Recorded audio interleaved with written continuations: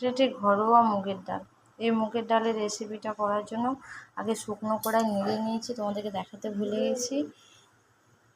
নেড়ে 5 মিনিট নেড়ে তারপরে জল দিয়ে সেদ্ধ করতে বসিয়েছি। এতে আমি দেব পেঁপে। পুরো রেসিপিটা তোমাদেরকে দেখাবো।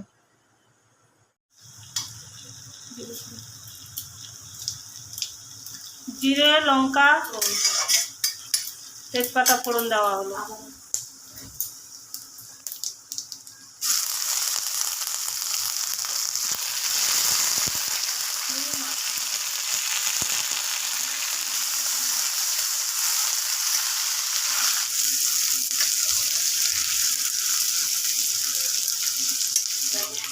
নুন দেওয়া হলো।